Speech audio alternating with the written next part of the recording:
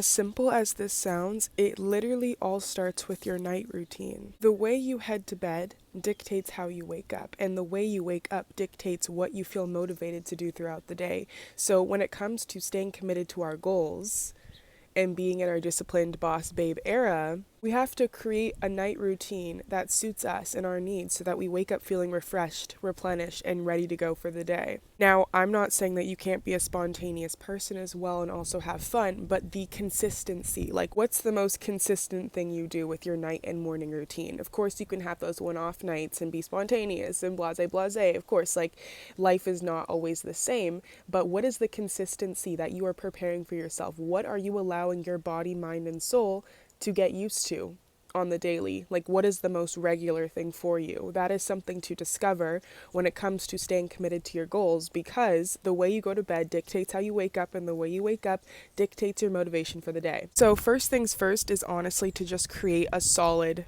night routine and morning routine. So when it comes to my own night routine, I'm an early bird. Like, I like to get to bed around 9:30, 10:30, and that's because I feel best when I have like a slow night routine and then a slow morning routine. And in order for me to have a slow morning routine, I wake up around 4:35, because then I'm able to have a slow morning even if I have work the next day. I don't like to wake up in a rush and just feel like I'm heading out the door. I like to reflect with my thoughts and journal and make breakfast and drink water or whatever the case may be. Like, I like to have a slow morning, and I see slow mornings as luxuries. Therefore, I see waking up early as a luxury because I like to get my day started early. So really think about it. What type of night routine do you want to create for yourself? What works best for you? And if you're not sure about that right now, no worries. Just implement different things each night and see what fits best with you. Is it reading? Is it journaling? Is it making a certain type of tea? Is it allowing yourself to exercise right before bed because then you'll be more tired? Like, what is it that you need? Discover that by trying different things. And for me, I'm a morning person. Like, I know that I will do my very best with the things I need to get done in the morning. That is why I'm actually out here at, what time is it? 7:21 a.m.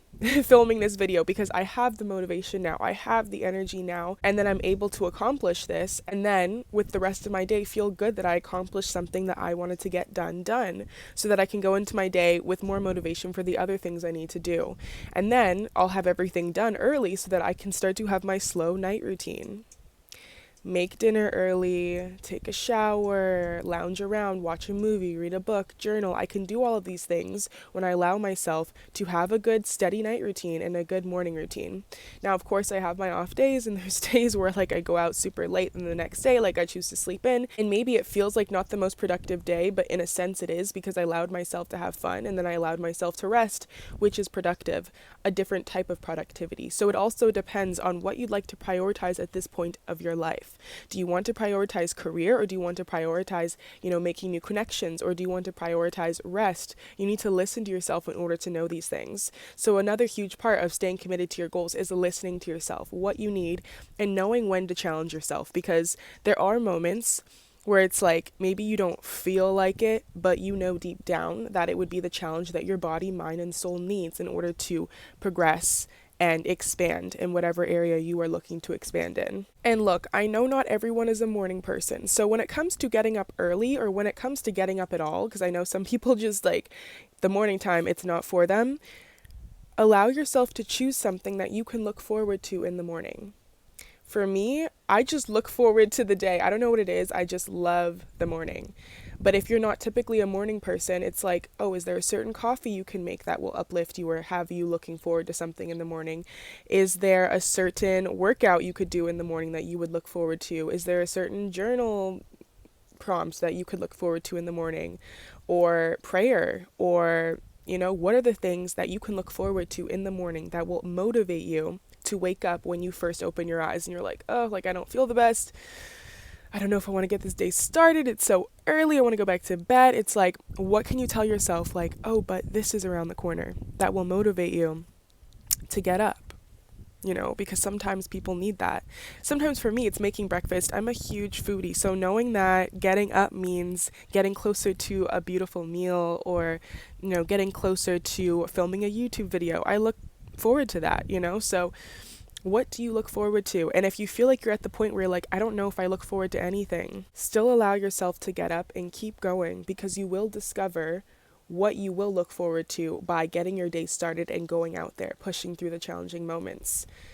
It will get better. You know, every day is going to continue to get better and better and better, and you will continue to get better and better and better as a person, as a character in your story in this life. So once you've solidified your night and morning routine, the next priority when it comes to being committed to your goals is having an agenda. Without my agenda, I would not be as organized and committed to my goals as I am. My agenda is huge for me. My agenda is a huge, I would say like an 80% part of the success with me staying committed to my goals. And that's because that's the way I like to stay structured. And I'm also an old school person, so I like to use a paper agenda, like an agenda book. I could go get my agenda book, but it's really like this gold. Let me go get it. One sec.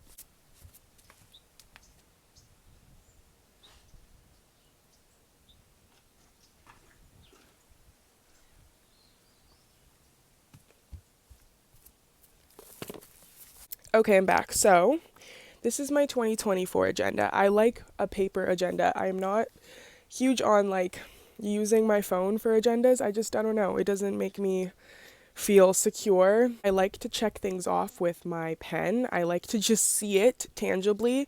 I know you can also do that on your phone, but I feel like I use my phone for so many other things: answering texts, answering calls, editing my videos, filming videos. I feel like we spend already like enough time on our phones, so I just like to have a physical copy. And yeah, this is my agenda. There's already things written to the end of the year in here. But then I also got my 2025 agenda. She's bigger, she's better, she's a cute design. No shade to my 2024 agenda. I love her too. But yeah, so this one I'm super excited about. Oh, something in here. I'll show you an example. So this is next November 2025. So it shows you like the different days, and it's like I'm looking forward to, I'm grateful for, habit tracker, top priorities. I highly recommend investing in a tangible agenda. I just think it works. It motivates you. It keeps you organized, and then you get to, where's the bee? Ooh. And then you get to check things off physically, and it feels so satisfying when you check them off. But I know everyone's different, so if you're better with like an agenda on your phone, go for it. If you're better with using your notes app, go for it. I use my notes app, but for different things. I write like grocery lists on there and stuff.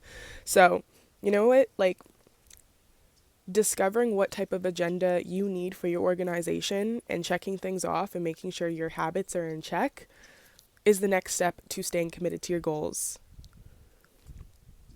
and being in your disciplined boss babe era. Another thing I wanted to add is that if you feel like checking things off on the agenda feels like too much and you don't typically get your goals done that way, you can always start small. You could literally check off, I made my bed today. You could check off, I went for a walk today. You could check off, I went to work today. You could check off, I applied for this today. Like, it doesn't have to be these huge things, right? You can start off small, and the satisfaction and the consistency and the habit of checking things off on your agenda will lead into the bigger things that ultimately aid you in your goals and staying committed to your goals. So you can start off small and then build and work your way up when it comes to checking things off on your agenda. Isn't it so pretty out here? Oh my god, I'm obsessed.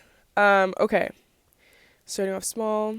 Another thing when it comes to staying committed to your goals is doing things ahead of time. I live by this. I do things way ahead of time, and that's just because you have to make room for when maybe things don't go as planned. So let's say, oh, you wanted to get this assignment done today. It can't be the day before the assignment is due, because let's say something came up, you had to take a phone call, you had to go help your friend, you didn't have the best day, like you just needed a day to chill and you weren't able to get to your assignment. It's better to have done that 2 weeks before your assignment was done than to feel that way the day before. So that's why, like, for example, if you have an assignment with school, I always started like way before, because then I still have time to make mistakes or not be able to get to it that day. It's like, oh, well, that's okay because I still have a week and a half left. I can do it the next time I scheduled to do it. So working ahead of time is also another huge part of staying committed to your goals. And so I highly recommend like making multiple days in the week where you have a chance to do something that aligns with your goals, not just doing one thing once in the week and it's like, oh, maybe you didn't get to it because something happened that day. Well then, oh, I have it for Friday too. I can now go to it that day. The next next day have it planned for. So when it comes to staying committed to your goals and being in your disciplined boss babe era, a huge part of that is being structured and organized when it comes to the habits that lead you to those goals and being consistent in it. And if you're not able to get to it one day, the bees around here, crazy. And if you're not able to get to it one day, knowing that you're able to get to it the next day that's scheduled on your agenda. I also want to highlight that this doesn't mean not being a spontaneous person and being a robot all the time. It's just really not playing about your career, your health, the things that you want to prioritize in your life, not playing about them. Like the things that you want to make time for, you will make time for. You can always make time for the things that you care about, and this goes for anybody.